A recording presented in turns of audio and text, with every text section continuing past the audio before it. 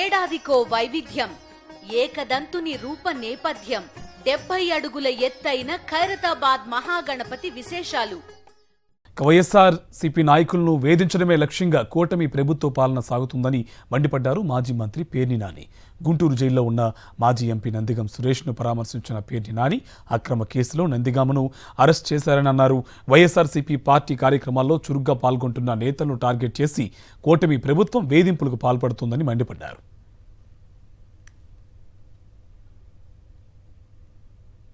తెలుగుదేశం పార్టీకి ప్రత్యేకించి కూటమికి ప్రభుత్వం ఎందుకు వచ్చిందా అంటే రాజకీయంగా వైఎస్ఆర్ కాంగ్రెస్ పార్టీలో ఉన్నటువంటి క్రియాశీలకంగా ఉత్సాహంగా ఉన్నటువంటి ప్రతి నాయకుడిని కూడా ఏదో ఒక తప్పుడు కేసులో అక్రమ కేసులు బనాయించి జైళ్లలో పెట్టడం ద్వారా మానసికంగా వైఎస్ఆర్ కాంగ్రెస్ పార్టీ నాయకుల్ని కుంగతీయటం, తద్వారా వారి వెనక వారిని అనుసరించేటువంటి కార్యకర్తల మనోస్థైర్యాన్ని దెబ్బతీయటం కోసం ఈ రెడ్ బుక్ రాజ్యాంగం ఇవాళ నడుపుతున్నారు.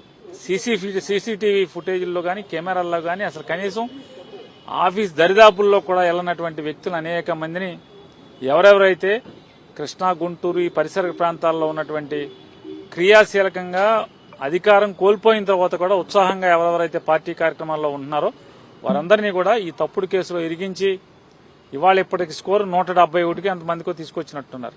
అంటే వీరెవరు కూడా కెమెరాలో లేనోళ్లు 90% మంది ఉన్నారు సుమారుగా.